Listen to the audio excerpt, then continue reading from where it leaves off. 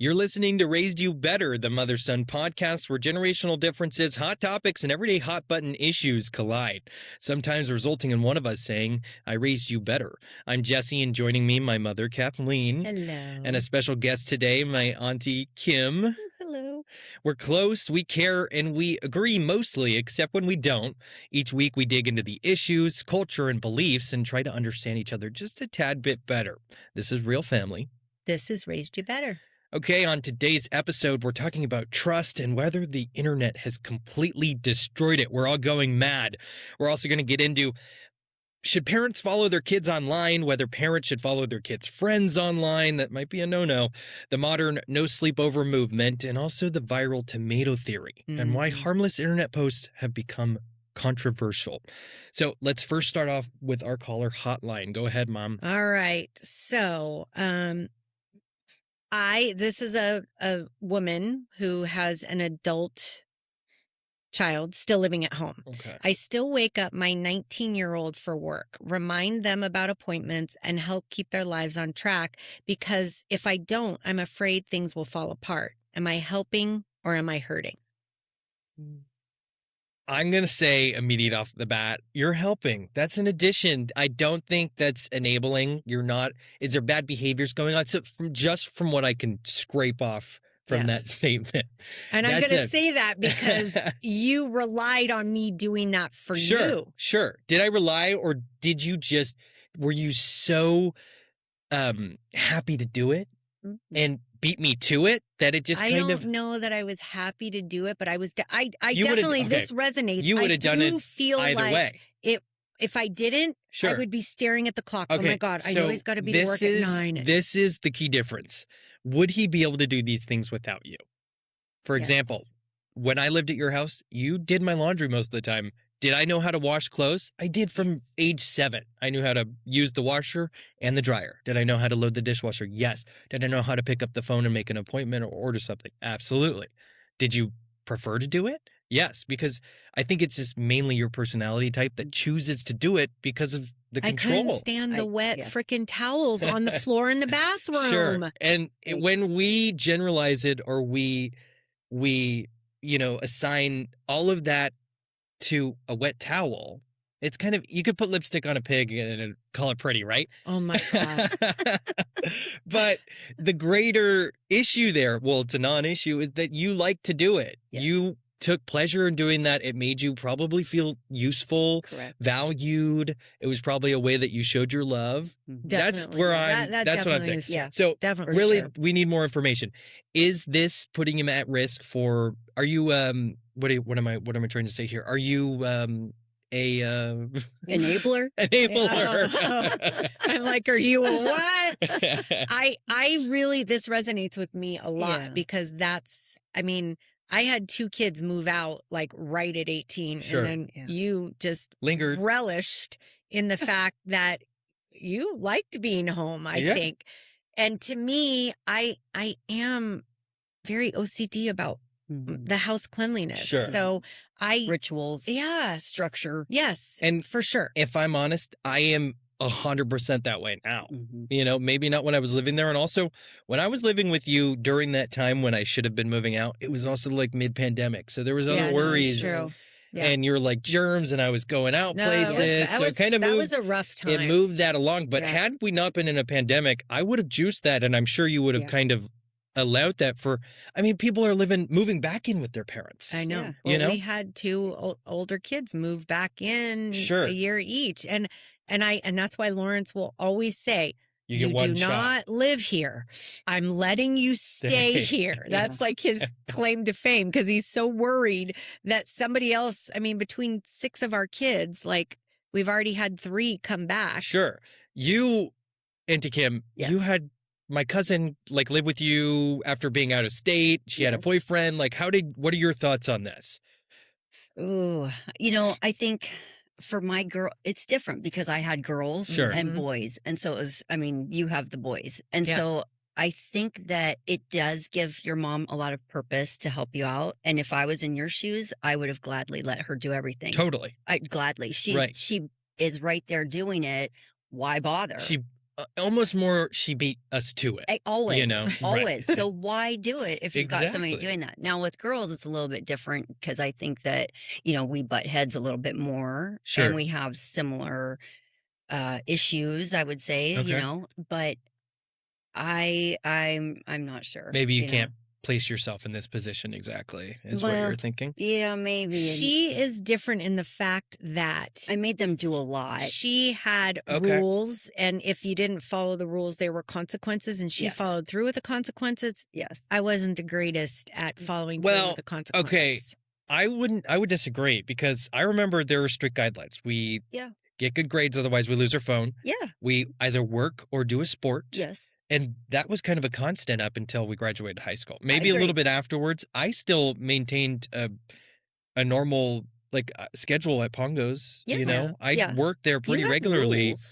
And then was I off when I moved in with you guys and then the pandemic happened, I had a full-time job and 2 part-time jobs. So I was working a lot. Do you remember I was working for that Airbnb company, and then I was also working for a boutique and for a restaurant. And I was picking up shifts at Pongo's too part-time. So I was busy, And so when I'm at a house, a very nice house, and I come home and my laundry is fresh pressed, and there's food in the fridge, and it's clean. Why do it? Why not? So that brings back the point. Is she helping or hurting? Because maybe if it wasn't like that, you would have moved out sooner. Back to but here's the thing. I personally, you may have seen this differently. I didn't see anything wrong with living with my parents, especially because I was working, trying to save and doing things, and I knew how to do all of these things that you just did beat me to the punch, Well, and if you're contributing, like when Corey and Camille were both still living at home and Camille was in high school or junior high at that time and Corey was now graduated, she would go pick up Camille for me and help. So she was contributing to things. But this person is asking minute things like make appointments. I would never make my kids appointments for them as adults. Never. I would never fill out a so when I need to make an appointment, somebody. I do. Yeah, she'll either be the driving force behind me going to an appointment, or her number. I know. This might be embarrassing. There. No, her number is on my account. They're calling her saying Jesse needs to come in for a dentist appointment, and then she's like, "Hey, get yourself to this dentist appointment." So that's different where the girls, absolutely not. They are in charge of their own medical. I'm not embarrassed by that either. I don't think I would be. I think I worry so much about their health. It's that their contacts not being taken out at night. I am overbearing. In my own mind, I'm overbearing. My only concern is now Jesse and Tony and Nick, of course, they have a very high bar for the partner they choose. Sure. Right? No, that makes sense. Because you're going to have a lot of expectations. Right. And I think Nick and my very recent sister-in-law she is exactly like my mom. She's doing the cooking, the cleaning. There you go. She's making the appointment. She's getting him to where he needs to be. And it's a joke. She says, I don't know, your mother babied you too much.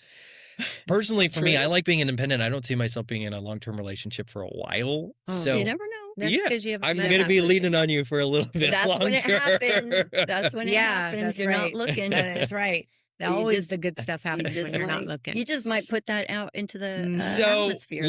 Let's come to a verdict. I am going to say I don't think this is such an imposition to his life long term. I don't think this is going to set him back. If he's living with you, if you love him, if this is a way you're showing your love to him, I say do what makes you happy, but maybe start relaying some of those commitments to him. Maybe make him, assert the importance of him doing things for himself. Yeah. You don't want to clip his wings. Sure. Right. Yep. I agree. And what if she has issues that she just wants to keep her son at home? Well, and I don't know if this is an only child. The Munchausen's issues. Munchausen's by Brock. She hurts that. No. Well, no, it doesn't need to involve pain. She never wants him to leave. Yeah. No, Psycho, like Norman. Oh, yeah. Oh, Norman Bates. Bates Hotel. Norman Bates. Yeah. It can be weird. Tricky. Well, I don't think that's the case in this, but I do not know if this is her only child. And if it's the only child, then she probably is going to keep doing what she's doing. Sure. And I don't see anything wrong with that. I know. Except, yeah, true. Okay, let's start with our first major question of the day. Should parents follow their kids online? Okay, on what social age media. Kids?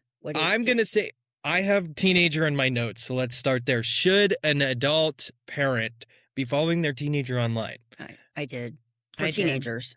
Yeah. I find there's nothing wrong with this to me. No. I also had multiple accounts. I had that photography, business, yeah.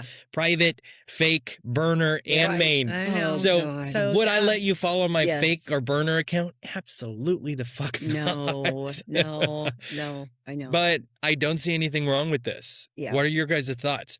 Would you follow them out of curiosity, out of like wanting to monitor them? Yes. You know, so what are your thoughts on that? Well, when they're teenagers, absolutely. You want to see who they're friends with. It's a little off-putting, though, knowing that they can have multiple accounts. I think that makes it harder because we think we're monitoring, but we're really not monitoring. Right. Yeah. So that's problematic. Yeah.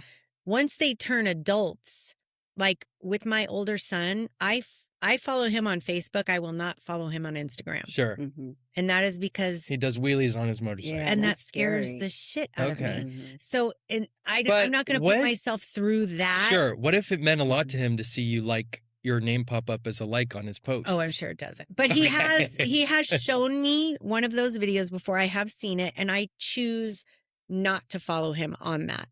So I don't think I follow. Well, I think I have Instagram. I don't really use it that often. Sure. But I think it should be a choice. But I don't think there's anything wrong with it. Well, my teens, I definitely followed their friends. I definitely wanted to track who they were, know what they were about, kind of look at their parents. Her friends. Yes. Okay. Absolutely. Yeah, that's our next question. Should parents follow their teenage kids' friends? I did when they were teenagers. Now the weird part is now that they're adults, they're still 26 and 34. Yeah. So I've slowly started to kick them out. Oh. I don't really need to know. Okay, so are these close friends? Close friends I'm still friends with. Okay. But because just random friends like in the high school sphere. The more obscure ones. Yeah. Maybe I got left behind. Dance friends, tons of dance friends. I'm like, I wanted to know what all those girls were doing because my daughter spent time with them all the time. That totally makes sense to me. But now it's weird. Some of the more serious friends that have kind of been there for a while, you're probably curious about where they are in life though, right? So you'll stay. I'm friends with those. Totally. Well, and she's female to female on most all of these. Like for me, it's a little different. Because there's a lot of boys. There's a lot of boys, and I do think that that's kind of weird for. I mean, I like follow some of your close friends. Yeah. I follow Blake. You know, I guess he's. But I'm not going to really follow. I mean, I'm not following. I think it's odd. They don't want some 50-year-old woman following them on Facebook. I see nothing wrong if a friend of mine, their parent, or back in the day, maybe they did. Maybe I would watch what I posted a little closely. Yeah. Or remove them from my Instagram story. Yeah. But I can see how in certain situations it could get sticky, like maybe a dad following his teenage daughter's friends. Well, and that happened in our circle. Yeah, no. Okay. Whereas there was a father of somebody that was following Tony's girlfriend. Remember? I won't name names. And he's much older. That's gross. And I happened to see her because I'm friends with her on Facebook. And it says, like, you know, mutual friends. And I looked at this person's name and I'm like, why is this person following? So I actually called Shelby and I'm like, Shelby. Well, I'm not going to say the person's name. I called Shelby and said, do you know this person? I thought maybe they had like a connection. Like maybe. And she's like, no, he asked to follow me. And I'm like, why? Yeah. So it does get weird. Huh. Yeah. And you got to wonder a little. You what's do going have on. to wonder. That leads us into our next bigger question because we never know what's going on inside of people's heads. And there's this new trend, I would say newer. Okay. Parents are no longer allowing their kids to sleep over at friends' houses. There's this humongous movement of the no sleepover policy or rule or whatever you want to call it. Yeah. And that is not such a foreign idea to me, but it's definitely pretty conservative, perhaps closed-minded. I remember generating and creating a lot of lifelong memories at sleepovers. You know, that's when you kind of get into the thick of it and you make deeper connections with people, nothing nefarious necessarily. Well, but again, like if I had daughters, I have a story on that. Yeah, I might not allow it. Do you want to care to share? Because I was very anti-social media when it was first coming out. And obviously Corey is 34 now, and she grew up with the social media, right? Grew up with technology.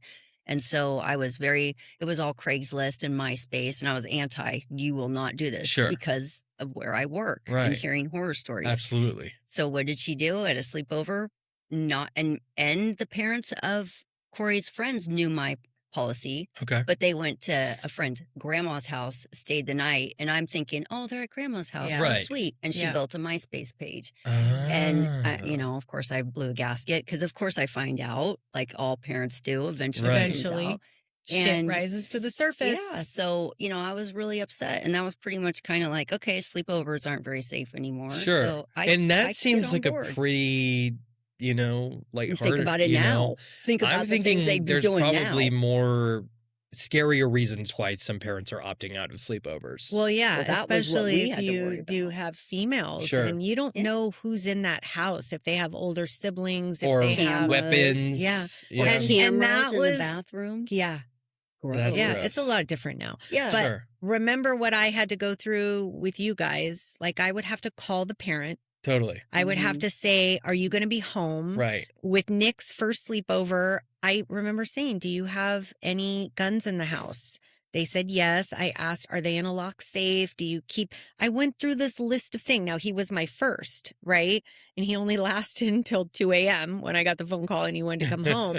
But I would always call the parent and say, are you going to be home? Sure. But really, it didn't matter if they were home because the kids are locked up either in the garage or in the room. They've already brought up the bottle of vodka or whatever they're going to do. Oh, yeah. And even when you guys were at my house, I was home. I was there. I didn't know. I did have certain rules. Like if you had girlfriends over, you had to keep the doors open. Sure. But I didn't like go search your room before you guys went up there. No. Your phones were supposed to be plugged in. Okay, but we also, the majority of our teenagers wouldn't even dare bringing alcohol into our house. I don't think so. Oh, God. I don't think that happened until I think Nick could tell you the Rainier story about you and your brother having a little party. So there. Well, that doesn't... This new movement doesn't negate my personal belief that some of childhood's best memories happened at somebody else's house. But also maybe some of the worst. Perhaps some of the worst. What are the costs of that? Like sexual abuse is huge. And I think I feel like there's so much more of it happening. I don't know if it's because we hear about it more because of social media and because of everything, but I'm sure you could tell stories. I know I could tell stories about things that happened to me specifically. And I know you do too, that happened because mine was my brother had a sleepover and that little boy got in bed with me. So, and I was not your brother. No. Brother's friend. Brother's friend. Yes. Yes, exactly. So thankfully it wasn't too bad, but I still have that memory and I was probably 7 or 8 years old. Right. A little too young for. So if those are happening to us that long ago. Sure. Yeah, imagine. And with what access that younger kids have to, sexual content now, which means they're more aware of things. Showing each other pornography. I mean, somebody that doesn't. That wasn't even a sleepover. Yeah. A kid is like happened to a kid. So once you see those things, these are all things that are happening, not necessarily at sleepovers. Right. But when there's no parent or no rules about that stuff. I would say, go for it. Well, the thing I was thinking though is obviously in our day, again, when we get away with so much stuff, we always stayed the night at each other's house, and that's where we got in the most trouble too, because. But we never got caught. Well, she got caught one time. But I mean, that is true. Going back to the most greatest memories are spent. I mean, when she'd come to my house and stay the night, and she'd have to brush her teeth real quiet because we'd come in way past Yeah. And she wanted to brush her teeth. And I'd be like, had clear braces. You can't brush your teeth because we were late by like hours with our curfew. So I have a similar story. I am, at the end of the day, if I come home, I can't have outside clothes on my bed. I need to end my day with a shower. And so when we wouldn't really sneak out of my best friend's house, but we would be out and we would come back and I need to shower. See? And her parents did not care. They also slept with their bedroom door open and the bathroom, like neighbors, their room. Yes. So I wouldn't care. It'd be like 3 a.m. and I'd turn on the shower. I'd have to do it. Otherwise I wouldn't be able to sleep. Yeah. But it's funny. But those are those good memories. Yeah. And we'd be sitting there eating bagels and stuff in sourdough bed and Cheese Whiz, and she'd have her Cool Ranch Cheese Whiz. Doritos and sour cream. Yeah. Well, what were sleepovers like in the 80s? Because now, obviously, there's different. I'm sure you guys had video games, but there's a whole host of things you can get we had into. video games. Well, we Yeah, did absolutely, like Atari, But right? that was when younger we were than young. us. So, like, yeah. I'm thinking, little. like, what comes to mind based off of, like, movies? It's like prank calls, maybe scary movies. So are you like, talking like younger 80s? We're Yeah, I'm like, you're not Going to the movies. drinking schnapps, Yeah. you know? Yeah, like, PT. Yeah. Oh, E.T. So, yeah, I guess I definitely used to prank call. We used to prank call where like, would you call? the guy that you liked. Okay. Star Yeah. 67, was that? That And you wasn't had your a own thing. No. phone. So had you your just own did it phone from line. your landline? Oh, did we have Star 69? I think No, so. we didn't even have digital. When I was No. that young, you had to still dial that way or punch. So Okay. it never Button. showed You anything. couldn't figure out. So nobody No. knew But who there was was calling. no callback option? There, Mm-mm. it I ended don't up think so. coming later, Okay. but no, not in the beginning. We would end up being stupid and like call popcorn. Do you know what popcorn is? No. 767, any 4 numbers, which tells you the time. Huh. No, I've Like never you heard of need to this. call a number to find out the Because we didn't time. have cell phones. So like if you needed to Interesting. know If to there set wasn't a your clock? well, or you had to set Oh, your I clock see. or something happened. I don't know. So we'd end up calling popcorn and pretending we were like talking. Just, I don't know, stupid. Yeah. It was stupid stuff. I guess Okay. prank calling boys that you had crushes on, Yeah. or I don't know. I guess Kinda watch like movies. Grease. Like yeah. Grease, like hanging out. Yeah. And How doing, fun. But Yeah. later is when Oh, yeah. things got, where we had like Very a game fun. that we used to do where we called it vice versa. Basically, I told my dad I was at her house. She told her dad and her mom that she was at my house. And then you guys, where would Had you end up all night. being? Depends. The Because you city. can't technically go to your Either house after one. that. No, Right. it was. We'd I be mean, in the city. yeah. Sometimes we didn't know. Because the Palladium closed at 6 a.m. Yeah, And that's a club there. Yeah. that was the Okay. club. So yeah. we could go How all fun. night long. Yeah, it And was. it was and then so much sometimes fun. we had a crash. We'd crash at somebody's house, or yeah, no. I couldn't even fathom doing that in high school. Really? Like, I couldn't even, that wasn't even Yeah. on my radar. I know. Thank God. Thank God we raised you better. Yeah, there you go. Bada bing. Well, it's time for the next segment. The internet effing hates tomatoes. And I'm going to talk about something you guys might be aware of or privy to, but there's this thing going around, and I might be misspeaking just a little bit, but bear with me. So let's say somebody posts this recipe that has tomatoes in it, like tomato toast, like avocado toast with tomatoes on it, right? Yeah. Let's say there's a tomato sauce that took 6 hours to cook, and they're recording and editing and making this beautiful video just to post it on TikTok. All for somebody who this creator knows in no way or fashion to comment, "Oh, but I don't like tomatoes."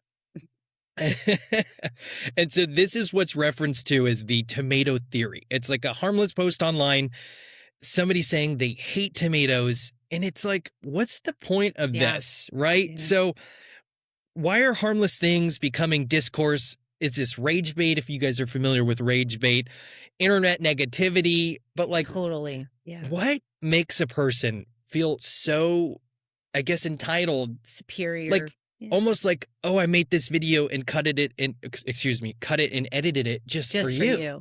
And you don't like tomatoes. It's like, yeah. so would you, because you guys are on Facebook, right? And Yeah. Facebook is notorious for this tomato theory, Oh, we right? get It's lost all in of the these comments like all the Jans and time. Karens, Yeah.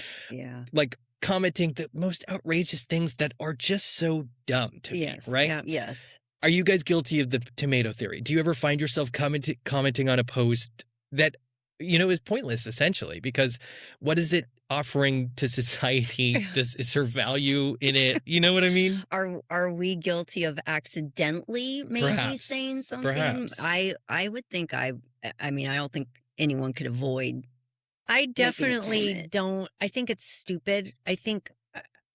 I would never tell somebody I don't like tomatoes if they were so proud of their tomatoes. Yeah, like I think we were raised in a different way. So I think these the main point of this that, is like, just don't comment at that point. Exactly. Yes. Scroll by. Like if you have nothing nice to say, don't say anything at all. That's how we were raised. That's great. And you raised me to be that way. But these people that are doing that are our age. So I don't know if they were raised in a barn or if they are so entitled. I think there's just they're not attached to the idea that who they are online is it's part of them. It's an extension of who they are, and they might not view it that way. I mean, it's just stupid. how like you get pervy dads on Facebook commenting on younger girls' posts, and they don't realize that their wife is in their profile picture. You know what? Or their wife is whatever it is. There's this thing online right now about J-Lo and how she did a surprise thing at Bottle Rock. Sure. And J-Lo is, I mean, you can love her, you can hate her. She looks pretty darn good. Of course. And somebody was saying something about, ew, gross. We don't want to see your saggy skin. So, of course, I'm deep in the comments. She was in it for 20 minutes. And then I found this one. Did she have saggy skin? I hope so. She didn't. Oh, and that's the thing. It's like I was looking, I had the picture blown up. Like, where's the saggy skin? Exactly. So there was this one person that decided to expose all of these people that were saying it. So this one person, she's like, oh, this person said disgusting. She pops up their profile picture. It's this old, ugly woman. And so this old, ugly woman, there were like 15 of them, old, ugly people, or just not pretty people at all. And they're the ones saying that J-Lo is ugly. Right. It's like, brother. What the hell, people? Just move on. I think it's common for people to pry on what they're most self-conscious of about themselves. Yeah. You know? I think that is just like somebody could be horrid at growing tomatoes. So now they're going to poo-poo on your tomato parade. Guess so. I think those people have way too much time. But I also will say, I have this one person on my Facebook that posts about what they do every day. I know. Like I went to the podiatrist. A status update? Yeah. Okay, but I'm so attached to these because I want to see, does anybody like them? Every time they pop up, I'm like, okay. And maybe one. It's just why? And do people love it? I find people like that get a lot of. I haven't seen that yet. There's a lot of a different interpretation of it of those everyday vloggers, like day in my life of. But those have artistry and intention to them. So it kind of makes sense why people are curious to see. Going to a podiatrist, like really? I got my pap smear today. Exactly. Like, first of all, who the hell cares? And second of all, what makes that person feel like they need to put that on Facebook? I wouldn't even tell you I went to the podiatrist. Like, unless it changed my life. I hope so. Unless it changed my life. It seems harmless enough to me, unless they're really it is a little random. I do know what you're talking about. I'm like, what is it? Like moth to a flame. Do you like her posts or his? No. So you avoid. But I read every one of them because I just so want to understand you. Why? So why? You've answered your question. Who is she posting that for? She's posting it for you. I guess so. It's feeding the beast. I guess so. I don't know. I just think it's very odd. Well, is there anything you guys want to chat about? Anything you want to wrap up about? You guys want to plug anything? Well, we are. She's helping me. She helped me because I'm already done. Live my life. Yeah. So I wrote a book called The Life and Times of Hope and Sosie. All right. Growing up in the 80s. Sure. It is just written though. And I've been like editing it way too much, but it's going to go to an actual editor. Who knows? They may read this and go, I don't know why you wrote this. I have no idea. Nobody's going to buy it. Well, maybe. Or maybe it will have just enough nostalgia because it's all about not only like the good times we had, but some of the bad times. And basically this whole generational receipts that I've been talking about on this podcast is that everybody has a story. We have a story. And our stories existed before we knew each other. Right. And then we met each other and we intertwined and became best friends and had a lot of things happen. Sure. Mm-hmm. So it's a story, like we describe our childhood, and I stole this from somebody on Facebook, believe it or not. Plagiarism. The podiatrist person. Somebody, but our childhood was neither terrible or terrific. Okay. Like, and it's all, and if you read it, you probably would go, wow, that seems pretty terrible. But we were brought up in this generation before these labels of toxicity and trauma, all of that. I mean, it is just very different how we were brought up to, you know, not have labels. Chin up. Sure. Yeah, we didn't have labels. We literally survived and we got through whatever we had to, whatever was put in front of us. Okay. Right. And now we're in this part of life where we're in our grapple with these ideas. Well, we're in our mid 50s Okay. and we're raising kids that have completely different understanding. Right. Sure. And it is perhaps some would say they're more emotionally adept. Maybe. Or maybe they would say not. Okay. Maybe. I mean, really, that is the true question, but it doesn't matter. What does matter is that we can coexist. And what I always tell you is when you bring up something to me, I tell you I'm looking through it from my lens. Sure. And you always go, well, but really, I'm not saying my point is right, but I'm saying you got to see where others come from. Right. And then you can figure out where you can meet middle ground. Sure. Yeah. Because if you don't, and you just assume you're always right, or you assume your generation is more emotionally mature, you're missing out on many generations to come. And I think you said this, like our last World War II vets, like they're dying. There's maybe 2 or 3 left. World War One. I'm sorry, World War One.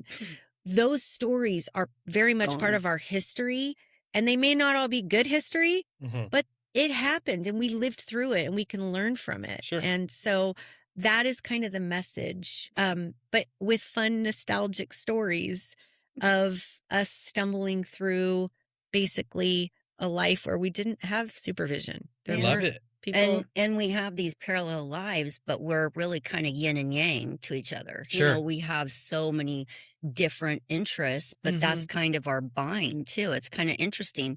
And it's also interesting for people today that, you know, I noticed that people are starting to put themselves into different categories, and you can't really associate with certain kinds of people, you know, politically or whatever, name whatever. But we were very different, very, very different, and yet so similar. And that's what I think that today's culture should really be. Hoping you we all share. bleed the same blood. Right. We all bleed red. So we all want love. We all want. Unless you bleed blue.